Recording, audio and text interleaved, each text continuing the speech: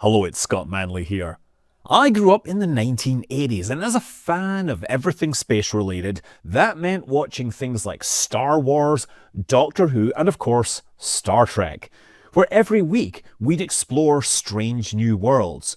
But in real life, every few years we'd explore a whole bunch of real strange new worlds thanks to the Voyager spacecraft, perhaps the most important space probes ever launched by humanity. They expanded our knowledge of the solar system more than any other spacecraft. Launched in 1977, they would encounter Jupiter in 1979, discovering things like volcanoes on Io. Saturn was visited in 1981, and they delivered amazing views of the intricate ring system. Now, Voyager 1 would fly close to Titan, and that was its last planetary encounter, but Voyager 2 would take a different route, getting slingshotted by the gravity of Saturn to carry it on to Uranus, where it arrived in 1986, discovering 2 new rings and 10 new moons. From there, it went onwards to Neptune, arriving in 1989, where it discovered cryovolcanism on the moon of Triton. In the 35 years since then, they've kept going, continuing to take measurements of their environment, showing us how the hot solar wind from the sun runs into the cold interstellar medium. Voyager 1 is the most distant human-made object, and 2 years ago, its communication was interrupted for months, and it only returned after what would become the first interstellar software update.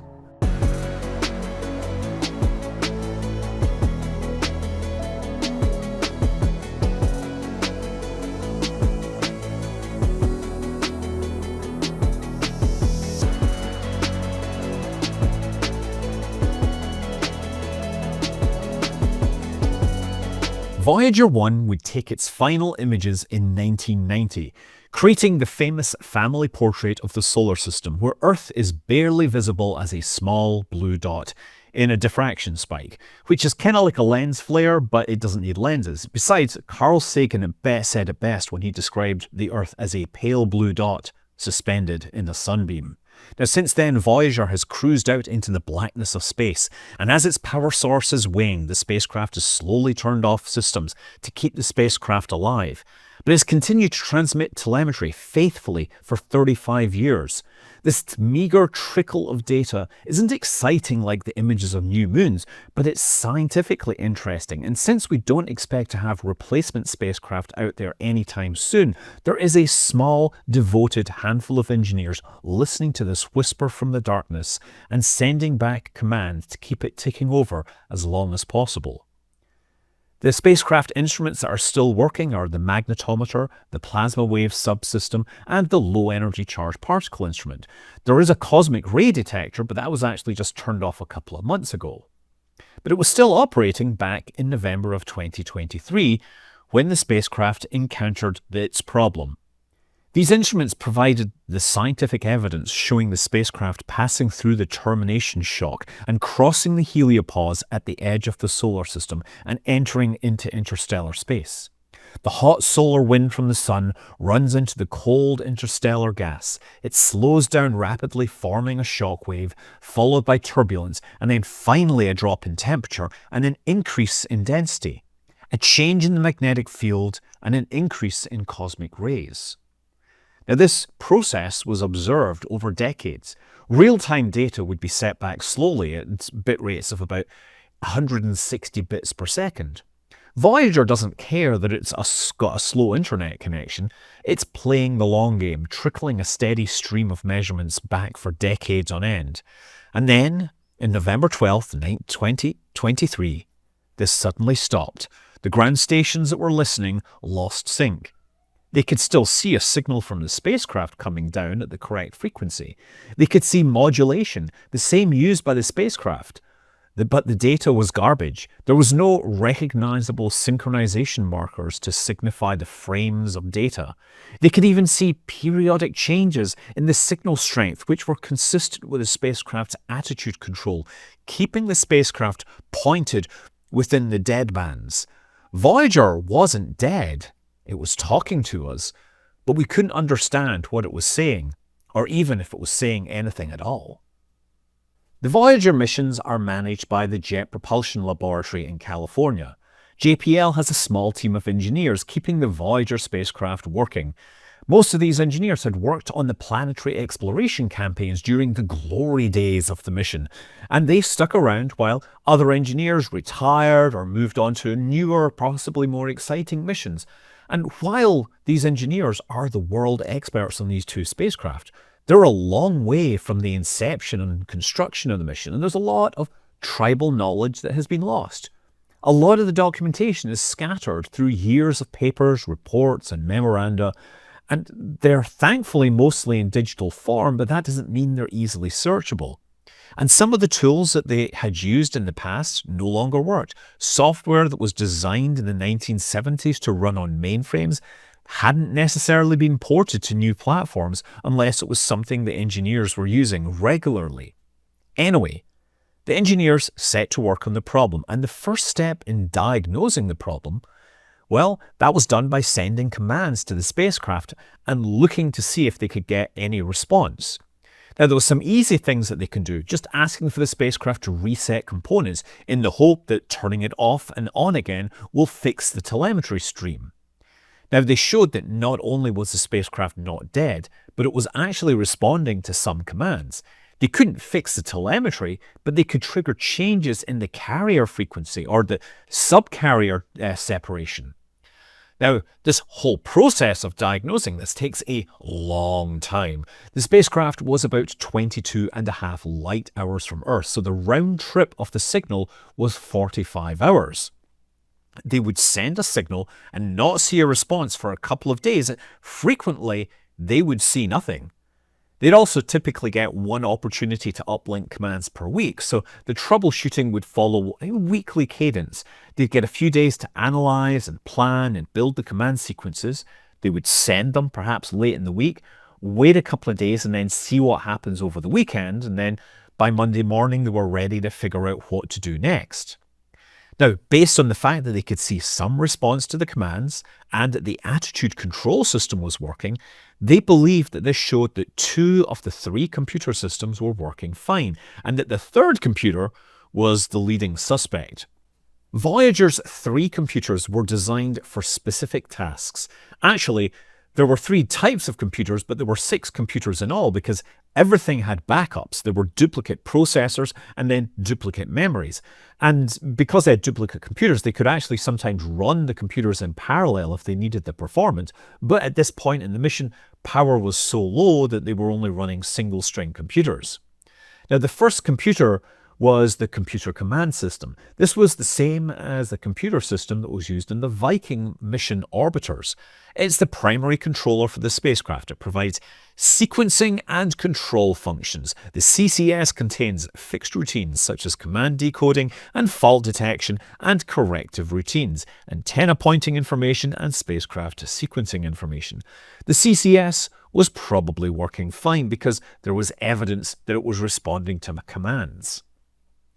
The second computer system is the Attitude and Articulation Control System, AACS. This controls the spacecraft orientation, it maintains the pointing of the high-gain antenna towards the Earth, controls attitude maneuvers, and it positions a scan platform, right? So it's important to understand that the cameras and a bunch of other instruments are attached to the scan platform, which can point at different targets. So if the spacecraft needed to adjust its orientation, the scan platform needed to adjust its pointing at the same time.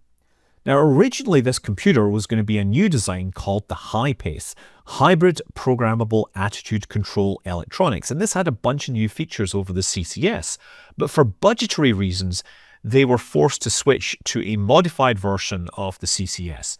The processor was clocked faster for the performance needed, and it added a memory interface that enabled a bunch of new addressing features and other stuff that was needed. The AACS was probably working because the spacecraft was correctly holding attitude and pointing the antenna at the Earth. If it wasn't, we wouldn't be hearing the spacecraft. So now, that left the flight data subsystem. The FDS is responsible for talking to the scientific instruments, the data recorder, and everything else, and formatting all this data for downlink. If this system had failed, you could see that perhaps the data being sent to Earth may not be what we wanted.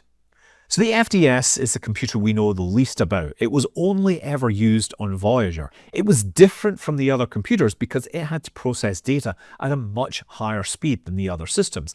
And for this, it included one huge innovation. While the other computers used old-school plated wire memory, the Flight Data Subsystem was the first spacecraft computer to use dynamic RAM. No more slow magnetic-based memory. Instead, this was fast, silicon-based, volatile memory storage. The FDS used 8,192 words of 16-bit memory, and this was implemented using 256-bit memory chips, the CR4061 chips to be specific. That meant that they needed 512 chips to make this work, and then on top of that, you need some extra silicon to implement the addressing interface. So this was packaged as 4 boards with 128 memory chips on each, and about 16 other chips for the decoding hardware. So that's 144 chips per board, 4 boards for the memory, and then there's actually 2 memories on each computer for redundancy. So yeah, this was cutting edge for the early 1970s. Now, this transition to semiconductor memory was seen as very risky, but necessary. One concern was that the memory did not retain contents if the power was lost, and the Flight Data Subsystem software existed only in this volatile memory. There wasn't any backup storage to reload programs from. If the memory was lost because a relay failed or somebody accidentally powered the memory down, they would be in serious trouble. So in an unusual step, the FDS memory was wired directly into the spacecraft's radioisotope power generators. There was no way to disconnect them. The engineers reasoned that if the memory failed due to a lack of power, the rest of the spacecraft was probably already dead. So the FDS memory system on Voyager 1 had already had a significant failure early in its flight. In 1981, one of the banks became unusable because every memory read on the affected bank would return 1 stuck bit high. One engineer remarked that it might have been fixed by turning the unit on and off and on again, because hey, that's what tech support does, but that process was impossible since it was hardwired to the power source. So since then, they've been running on single string memory with no redundancy for the majority of the mission. So, the engineers troubleshooting the communications problem knew that this kind of memory failure could be the root cause, but there could be many other problems in the FDS hardware, and they needed to know what they were going to do before developing a fix. They'd have to diagnose this because they didn't want to take a misstep and break the computer. Diagnosing the specific problem was going to be the biggest challenge because it wasn't talking to them. Deciding which commands to send and how to read the results was going to take them months. They hoped that they could issue the right command and just unstick the system, but they wanted to be careful. For example, if the FDS processor was the problem, then switching over to the other FDS, which was still in backup, they might be able to fix everything. But that was considered risky. Even if they had healthy telemetry, they didn't know the state of the other system. It's the kind of thing that you want to be sure that it's got a chance of working before you take that massive risk. So the engineers developed a fault tree, and the commands that could be sent to step through the tree as carefully as possible, eliminating things that aren't fixed and narrowing it down to the things that are causing the problem. And this cautious approach is the reason why they spent 3 months poking the spacecraft and not getting the breakthrough they needed.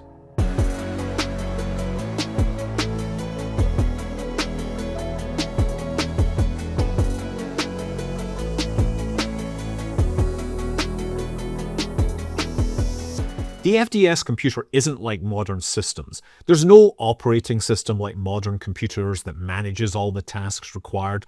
The programs operate as a small number of slices that run sequentially. Every 2.5 milliseconds, there's a hardware interrupt generated, which resets the program counter to the start of the memory. And so it would never get stuck in an infinite loop somewhere. Every time it restarts, it looks at the mode that it's in and it executes the slice of code associated with that mode, and it runs sequentially through 24 different slices that are in a sequence.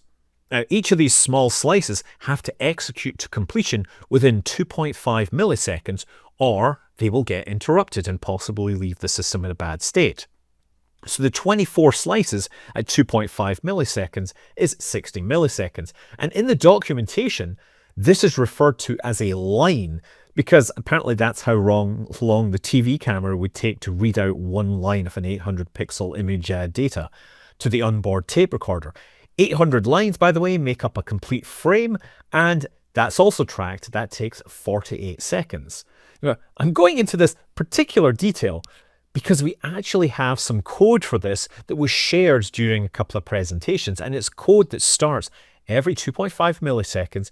It reads the mode variables, and then it uses those variables to jump to the correct routines. Now, this data is all in assembly language, and moreover, it is in an assembly language for a machine that was built in the 1970s, and all the documentation used to be in paper form, but it's not really public. But, you know, point is, we don't know anything about this system, but as somebody that has programmed a lot of assembly language in the past, I can make out some of the stuff that's going on, and based on the comments, get an idea of what some of this does. So the first column of this is the memory address, and the second is the 16-bit data that's at that address. And then there's things like labels for jumps, opcodes, operands, and of course those very helpful comments. So the first 4 bits of each word are typically the opcode. And the obvious example of here is the jump instruction, which if you look, all of the jump instructions start with the 0, which in nerdy computer way is actually really convenient because if you think about it, if you write a memory address to a memory location with the 4 top bits being 0, you can just jump to that memory that location, and then it will then jump to whatever memory address you wrote in there. That's a kind of elegant thing there. There's one little bit at the end, by the way, I want to mention. The memory uses 16-bit words, and as I said, 4 bits are the opcode, and that means the last 12 are the address. And the computer-savvy people out there know that 12 address bits can access 4,096 memory locations, which, if you remember, is only half of the 8,192 words of memory. So if you look at the third line from the bottom, labeled Go Up, that instruction uses the out opcode, which is usually how the processor sends signals out of the computer and into external devices. And what that's doing there is it's setting an external flag on the memory addressing system so that when it jumps through that address, it's going to switch to the upper half of the memory. There's actually 2 bits to do this. There was one for reading the instructions, and there's another one for actually executing the memory reads. But anyway, this is a small detail, but it will actually be relevant later. Assuming the flight data system was still operating, one plausible explanation for the communications outage was that the program was stuck in its execution, possibly because it was reaching some corrupted memory and then the execution would fail. And it was reasoned that perhaps they could switch the program into another mode. And by switching into a different mode, the execution flow would follow some different path through the memory and possibly avoid the corrupted location. So they wanted to try switching it into another mode, but not knowing which modes might work, the plan was to just cycle through all of the different modes the spacecraft communications supported to give them like 10 minutes each and see if anything showed any restored telemetry. So they built the command sequences to do this, and they were hours away from sending it when one of the team realized this wouldn't actually work. You see, the FDS software wasn't supposed to change modes in the middle of a frame. So the command to change mode, all it would do would be write the requested mode into FDS memory, and then when the FDS finished the frame, the final thing it did was check this location and then update its internal structures to trigger the mode for the next run through the frame. But if the current mode software was getting stuck, it would never reach the end of that sequence, and so it never switched to the requested mode. So the Voyager FDS, it initially supported something like 30 different modes. The modes had names things like GS4, CR7, PB5, etc.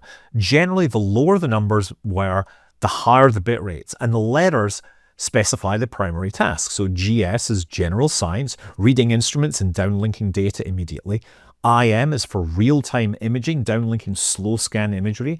Conversely, PB is for playing back from the onboard recording system. Then there's the CR modes, which is cruise, and these are important because they would send low bitrate data via the lower gain antenna, which doesn't need to be pointed with the same degree of precision. So that meant the attitude control deadbands could be relaxed, saving attitude control propellant. Finally, there's two engineering modes, EL, engineering low at 40 bits per second, and EH12, engineering high at 1200 bits per second. And these are the modes that they really wanted to be in for troubleshooting, but they didn't know if they would necessarily work. So anyway, even though the mode switching code wasn't being run, they knew what it was supposed to do. They just knew it would have to write some magic numbers to a few places in memory so the code execution would change over to the new system. And there was a command which they figured out could be sent, which would set words in memory at a specific location to a specific value, essentially poking a number directly in there. And I use the term poke because that is a common computer command on my old 8-bit microcomputers, right? You would use this to modify a computer program in memory, just change one value, and generally what I would do is I would change a value such as the number of lives in a game so I could cheat and get past those parts in the game where I always die. And in the same way, they were going to poke some stuff into memory to get around the mode switching code that always died. This was, however, considered risky. It was a feature which had never been used on either spacecraft in their entire history, but as they had run out of other options, the risk-reward equation turned in the favour of new and untested ideas. So they rebuilt the command sequence to cycle through the modes for 10 minutes each, using the poke commands to directly set the parameters at the end of each 10-minute section. This sequence was sent up on a Friday, and the team went home for the weekend. Sunday rolled around, and sure enough, they saw some changes to the signals being sent, but still the receivers on the ground were unable to find any data. They were unable to synchronize to these signal streams.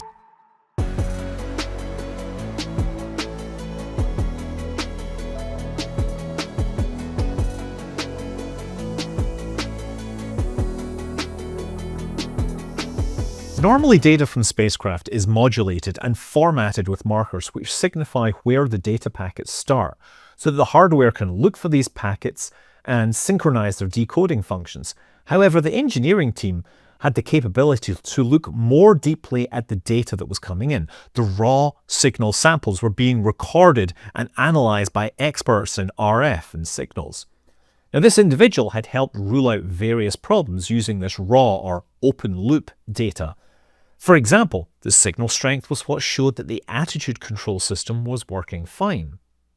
So one person was looking at the raw data coming back during this mode switching test, and they saw one period with something that they needed to look into. To their trained eye, the telemetry stream had changed. It wasn't sending properly formatted data, but now the bits being received followed a different pattern, a different type of nothingness. It looked like there might be something in there. And the mode, by the way, was PB15, which, if you remember, is a playback mode where it presumably was designed to read data from the tape and then send that directly out via the telemetry system. So the plan was to repeat this manual mode setting, and this time let it run for longer so they could get more of this random data, hoping that maybe there was some clues about the state of the spacecraft to be gleaned from this. So the week passes and they do a 1-hour run in this state, and the open loop signals experts start processing this data using custom tools and human intuition. In technical terms, the Voyager spacecraft uses binary phase shift keying on the subcarrier, which, well, it means they just flip the signal at the symbol rate through its 180 degrees of phase. The data uses convolutional code for error correction, and there are actually guides online for decoding this information or this signal using freely available tools if you just happen to have a 70-meter radio dish sitting around so you can receive the signal. So the data comes down and the radio engineers start converting it into a stream of bits, and they share this around the team to see if they can get any clues from the random patterns of ones and zeros. They don't know what they were looking for or what they might find, and it took a couple of days of mulling this over before someone realized that the patterns matched up to, well, memory from the flight data system. This is the kind of thing that you might recognize if you're, say, writing super low-level machine code as opposed to higher-level programming languages like C or Fortran. So this data wasn't using the conventional memory dump routines because that would include generating the correct headers and other structures. This was just stepping through the memory in a loop. Now, the team working on this have admitted they don't know exactly how this happened, but I'm going to speculate and presume that the playback mode had enabled the modulation subsystem to start reading the memory directly and sending it down the pipe. You would imagine that normally this would be pointed to a specific spot in memory where you'd written some data, but the broken code wasn't executing correctly, and it was probably starting at 0 and just counting up and then looping around, so you got the entire memory dump sequentially. And this, of course, was a massive breakthrough. Suddenly they had a window into the state of the system, and maybe that might show them what was broken, enabling a fix to be developed, finally. So with the shiny new memory dumps in hand, the first thing to do was to compare it against what they expected it to be. Now, they had good dumps from prior to this anomaly, and when they aligned the dumps over each other, they found a 256-word sequence of memory starting at address 1400 and going all the way through to 14FF, where every word had the 5th bit set to 1. So about half the memory locations were corrupted because typically about half of them need that bit set. There were all bits on a single memory chip, and it's possible that that single chip went bad, or simply that the data and address lines running to it were failed. Regardless of the hardware error, the results was that any time the software execution entered this section of memory, it would likely hit an affected instruction and the code would fail. And the collection of subroutines in this region were all called at some point by basically every single telemetry mode, meaning that everything would fall apart at one point. So now this explained the problem, and with this knowledge came the possibility of developing a fix. They would need to rewrite the code in the system so this damaged portion of memory would never be used.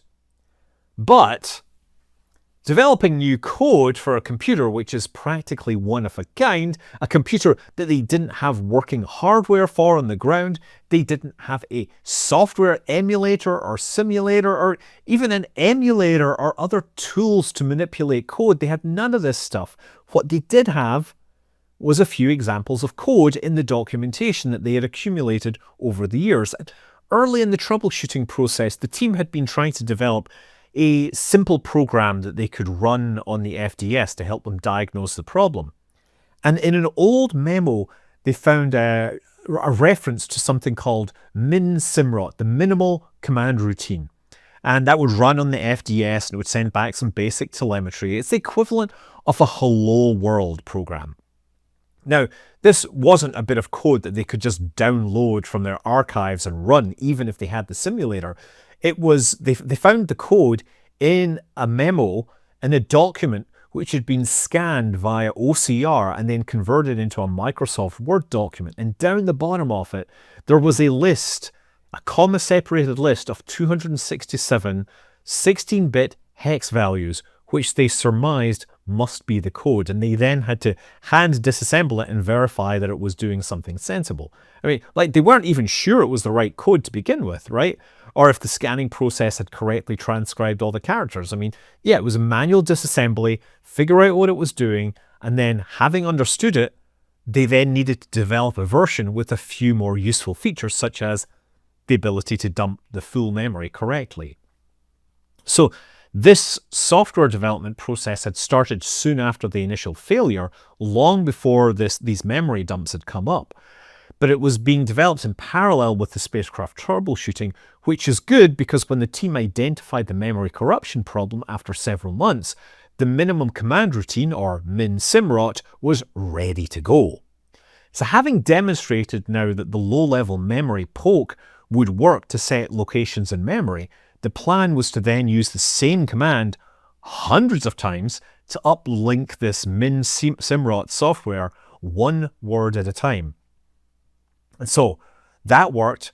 The software went up, and 2 days later, they got the equivalent of Hello World back from deep space. Finally, they had a foothold on the hardware, and Voyager was talking back to them in the way that they wanted.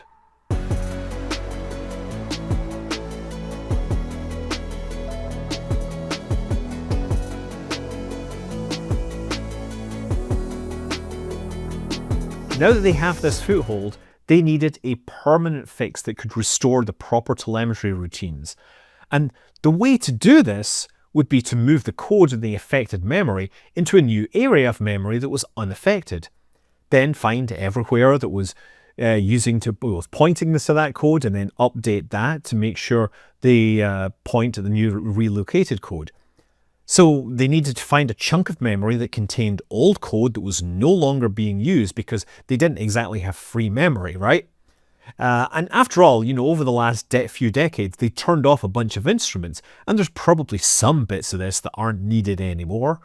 Furthermore, since the affected memory was at address 141400, that meant that it was in the upper memory bank, and since jumps between memory banks required extra flags to be set that added complexity to the calling, and it changed other things, you could break the instruction timing if you had to jump to the wrong section of memory. So they could only look for free memory code in the upper memory bank. But after lots of searching, they couldn't find a contiguous chunk of memory that was unused. So, well, they needed to make some free memory, and they decided to sacrifice the code that was being used or could be used by the EH12 mode, right? That is the engineering high rate data mode. After all, the high data rates were getting harder to use as the spacecraft got further and further from the sun. And they had the engineering low EL40 mode that would let them work at 40 bits per second. That was all they would need if they were going to deal with a future anomaly. So that would get them the required memory, but there were still routines in the EH12 mode that were used by other modes. So those needed to be preserved, and that meant that while they had freed up enough memory, it wasn't a 256 word contiguous section. And so the code relocation was going to have to split up that chunk of code into different areas to make it work. And remember, all this would have to be done with no tools, poor documentation, and source code listings that may not have been scanned correctly, but on the bright side, they only had 8 kilowords of memory to work with, so it was something that a human could reasonably manage using old-fashioned brain power. There was one major piece of code that they got really lucky with. The copy subroutine was used to copy memory from one memory bank to another, but since memory bank B was dead since 1981, this wasn't useful, it wasn't needed. So they didn't need to move this code at all, they could just replace everything that called it with a no-op. Well, not quite a no-op, because they couldn't be sure that the other code wouldn't rely on the exact timing of the call being the same. So the calls were actually replaced by wait opcodes that simulated the call and all the data stuff, the execution that would happen there. Now the rest of the code, you couldn't fake that, you had to move it, and it had to be carefully split up into parts. Now some subroutines could safely be transcribed into the free spaces in memory, but others, they were simply too large and they had to be split up into parts, hopping from one sliver of free memory to the next until they completed their task. But you can't split this too often because every time you jump, you're modifying the timing. And remember, there's that hardware interrupt, which stops and restarts every 2.5 milliseconds. And if the new code takes too long, it might still break the program, even if it's, we're going to execute the correct stuff. And again, all this is being done by hand with minimal tools. The team members would be checking each other's work to make sure there were no possible bugs before sending them off into the void. Initially, the first patch was to get the EL40 low bitrate engineering mode working. The code changes were in the form of memory addresses and the contents of those. Those would get sent up in a sequence of commands setting one word at a time. Hundreds of these commands.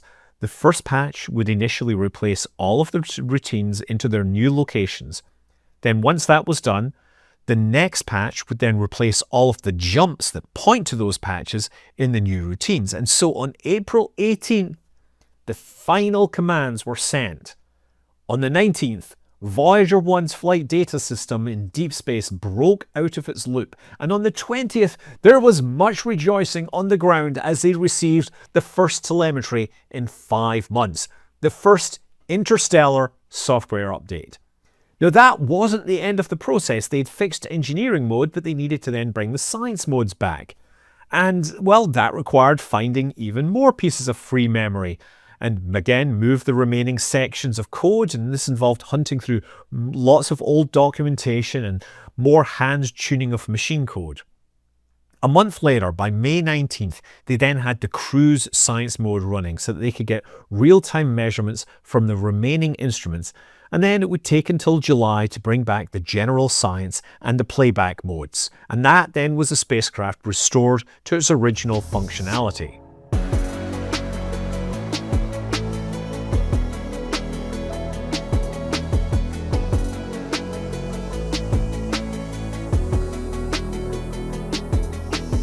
It had been 8 months. Voyager 1 had lost its mind, and thanks to heroic efforts by engineers, it had found it again. And in that time, it had travelled 300 million kilometres further from the Sun, and the round-trip time was now half an hour longer. Earlier this year, the spacecraft powered down the cosmic ray detector, preserving power for the remaining systems, letting the spacecraft operate just a little bit longer on its journey into deep space. It's been going for almost 5 decades, and while other spacecraft of that era have been retired, the Voyager spacecraft's unique position lets it survive, lets it live on. They can return data that isn't available in any other way. There's no interstellar probe currently planned, and even if there were, it might take decades to surpass Voyager 1. So I'm hoping that the Voyager spacecraft keep going as long as possible, putting off the inevitable decay of their power supplies. Then the 50-year mark is almost upon us, but that's just an arbitrary anniversary. 2030, that seems within reach based on current power limits. One day the Voyagers will inevitably fall silent, but the engineers will keep them alive as long as they can, if given the opportunity. The spacecraft are going places, and we can go along with them on the ride for a little while longer. I'm Scott Manley. Fly safe.